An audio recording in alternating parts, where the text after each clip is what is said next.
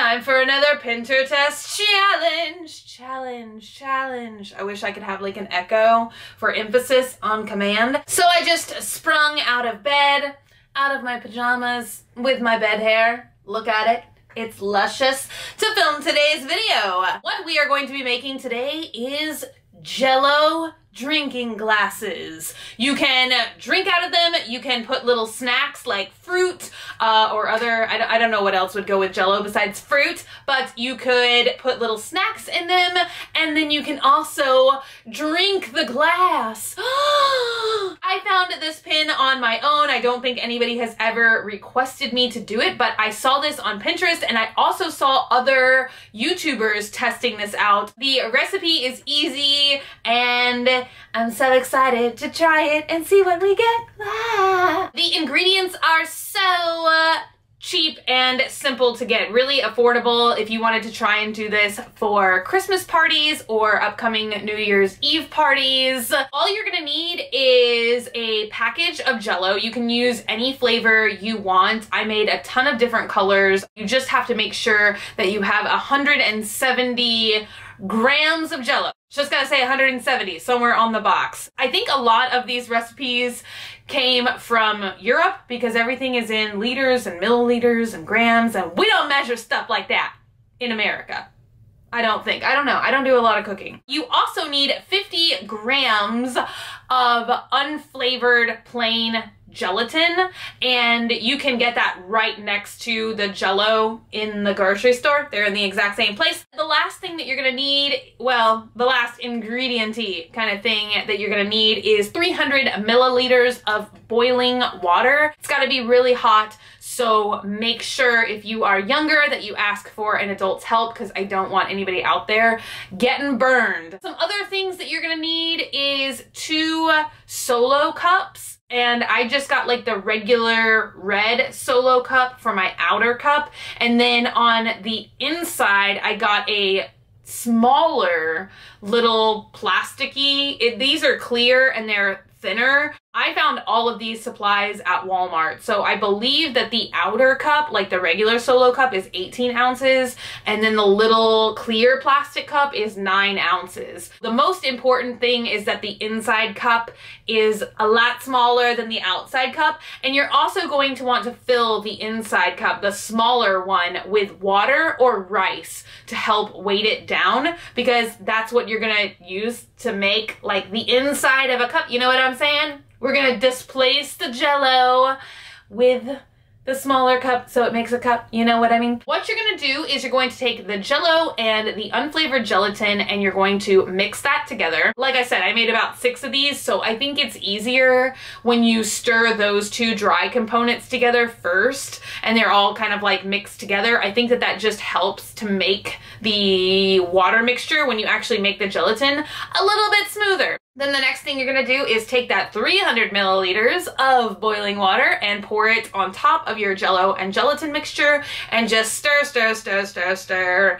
until there are no lumps or clumps or anything nasty. Then all you're gonna do is take the Solo cup and pour your Jell-O and gelatin mixture into that cup. Be sure and not fill the cup up all the way though, because if you do, there's too much. You've got to have space basically to put that inside cup in there, because once again it will like displace the liquid and then it will overflow. So I say fill up the red Solo cup just slightly over halfway. Then what you're gonna wanna do is take a spoon and scrape off all of the air bubbles on the top. There will be like little air bubbles and stuff forming like foam and air bubbles, and it's great if you just scrape all of those out of the way, because if you don't, it will make your Jell-O cup look cloudy and bubbly on the top. It just won't look as good, the finished product. So it's better to just take a spoon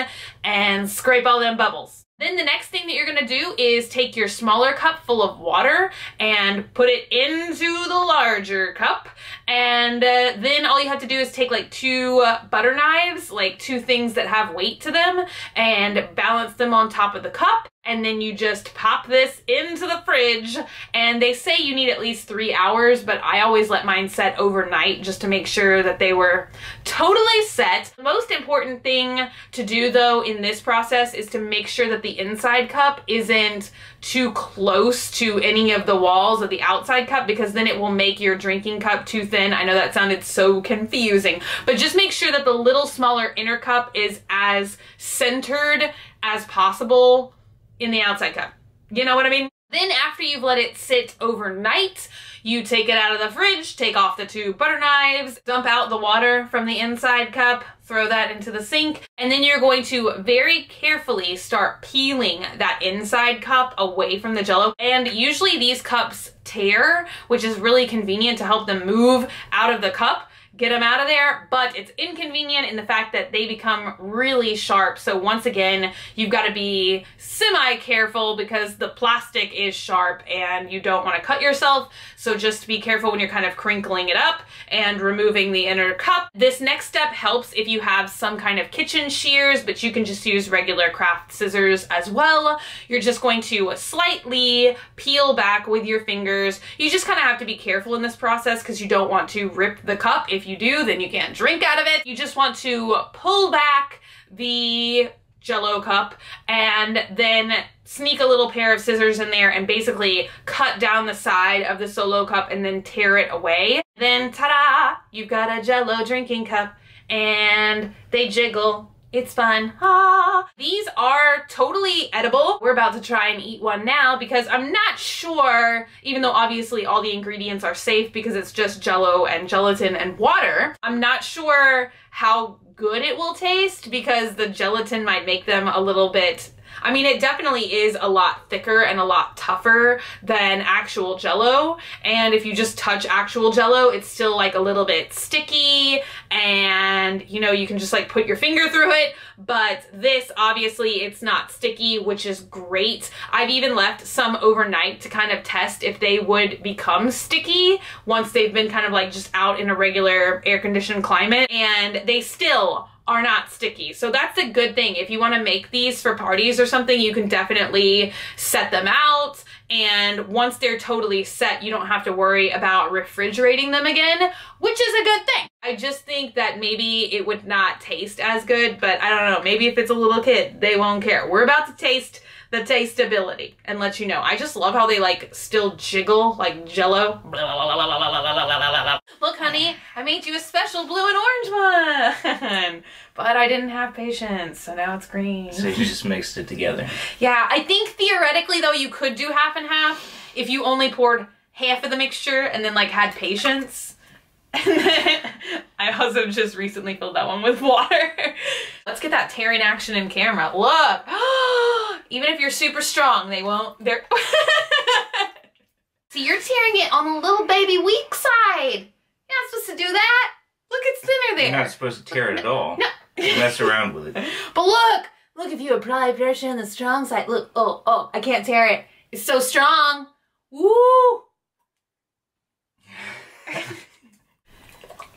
Look at that! What does it taste like though? Tastes like Jell-O. Weak Jell-O. Yeah. Weak Jell-O. It's kind of good. The cherry flavor has been contaminated. Cherry is my favorite kind of Jell-O. I'm such a baby. I can't eat anything that doesn't taste exactly the way I want it to. Wow, you're gonna eat the whole cup though. You clearly enjoy the weak Jell-O flavor. Wait, don't really eat the whole cup. That would be so hilarious. It's good. This is the importance of centering the cup because I did mess this one up. So this one, you could definitely put fruit in. You can definitely still eat it. But there is a giant gaping hole in it because I let one side of the cup tip. It didn't set straight, you know? So that is why you have got to be extra careful. Only 1 out of 5 didn't turn out. So I think that's pretty good statistics. Look, you can always just take a sip out of the orange one and then take a sip out of the blue one and then it's almost like blue and orange. Do you get it? I like it. It looks like you've mostly eaten all of the red one.